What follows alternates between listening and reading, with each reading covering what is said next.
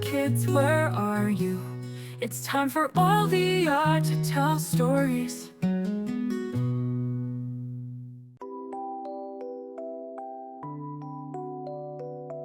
Once upon a time, in the heart of the African savanna, there lived a little lion cub named Leo.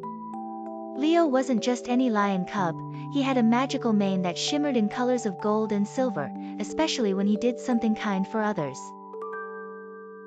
One warm morning, Leo awoke to find his mane looking rather dull and lackluster. The sparkly shimmer that made him special seemed to have vanished overnight. Perturbed and worried, Leo decided to seek the wise old owl's advice, who lived in the tallest baobab tree. "Wise owl," Leo called as he gazed up into the leafy branches. "My mane has lost its glow. What should I do?" The wise owl blinked slowly, pondering before speaking in a solemn voice. "Your mane glows bright when your heart shines with kindness. Perhaps you need to remind yourself what true kindness means."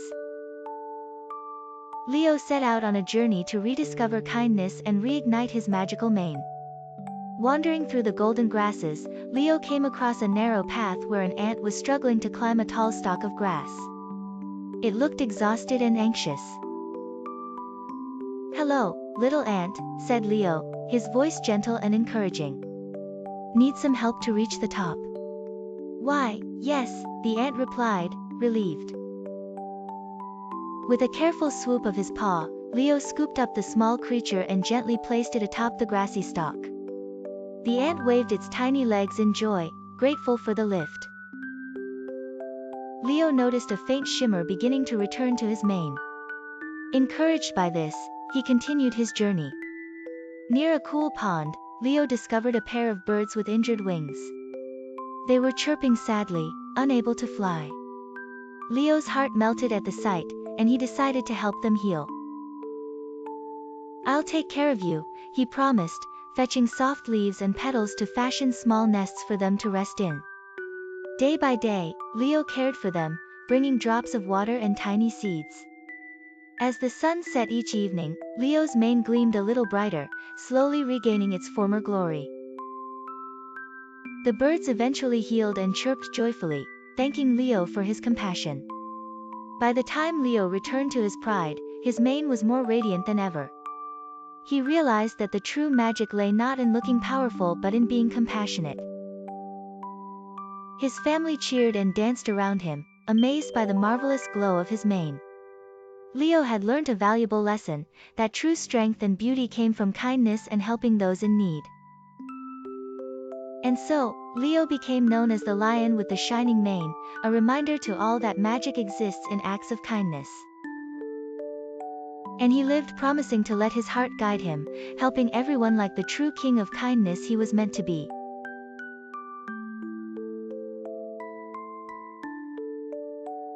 The sun was a dim glow over the Antarctic horizon, casting long shadows on the ice. Pip the penguin waddled along, his bright eyes scanning the white expanse for new discoveries. Today, he was determined to find something exciting, something that would set his little heart aflutter. As Pip ventured farther from his home, he noticed something peculiar sticking out of the ice, a feather. But this wasn't just any feather, it was large, iridescent, and seemed to shimmer with a faint glow. Curious, Pip plucked it from the ice and gave it a tentative wave. To his astonishment, the feather tugged him off his feet.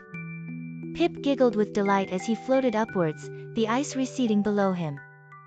For the first time, Pip the penguin was flying. He soared amidst the chilly breeze, his laughter echoing around the icy cliffs. As he swooped through the air, Pip spotted a familiar group below. It was a gathering of seals, his friends, who had been lazing on a patch of ice. However, the ice beneath them was thinner than it looked, and a distinct crack had begun to form. Pip's heart skipped a beat. He needed to do something, fast. With a determined grip on his magical feather, Pip glided closer, shouting out a warning to the seals below. "Look out! The ice is breaking," he called. The seals looked up in surprise. Pip sped past them, pointing towards safer, thicker ice. "This way, everybody. Hurry! Following Pip's lead, the seals scrambled to move. The ice beneath them groaned ominously as Pip navigated them to safety, his feather carrying him swiftly through the air. Once they reached the thicker ice, the seals flopped down, breathless but safe. They looked up at Pip in gratitude, marveling at his unlikely feat. "Thank you, Pip," one of the seals said as Pip landed gracefully among them. "We didn't think penguins could fly." Pip beamed, holding up his treasured feather. "I guess penguins can soar too, as long as we use a bit of imagination and find the right tools." With that, Pip cherished his feather more than ever, understanding that creativity and courage could lift him to new heights. From then on, Pip and the seals remained vigilant of the ice, always ready to help each other with whatever creative solution they could muster. And so, Pip the Penguin learned one of life's most valuable lessons: even those who can't fly can still soar in their own way.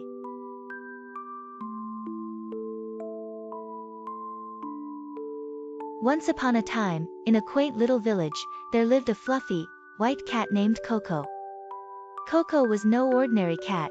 She was curious and loved exploring the wonders of her garden. She wore a tiny bell around her neck that jingled softly wherever she went. One sunny afternoon, Koko pranced around the garden, basking in the golden rays of the sun.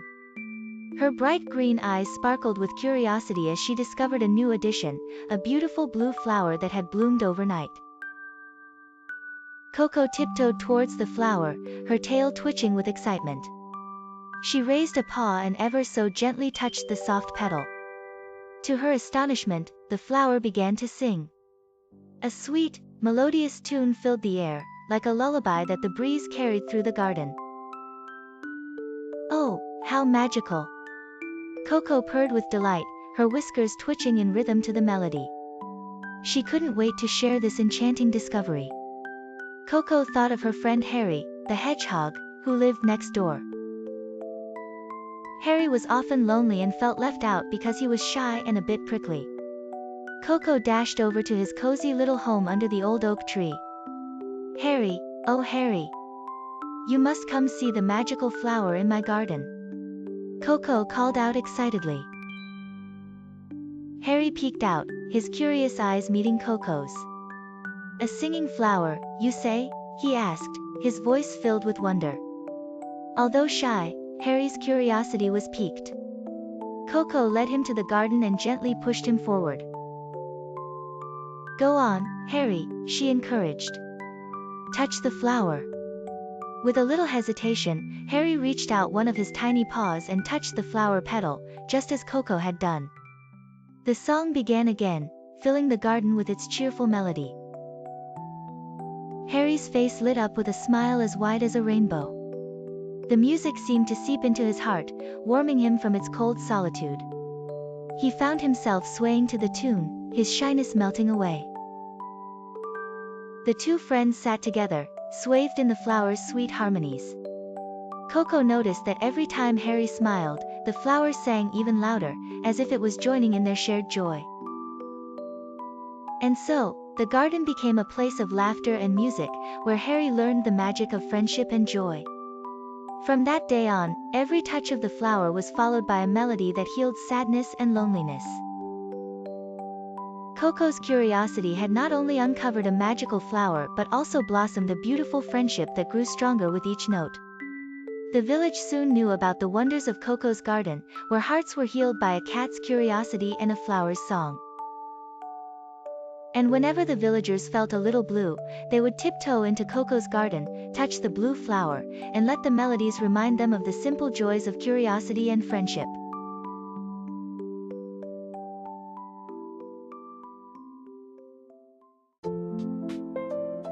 If you like our stories, please like, subscribe, and turn on the little bell, so you won't miss exciting stories every day.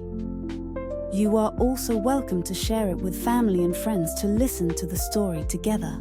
Love you.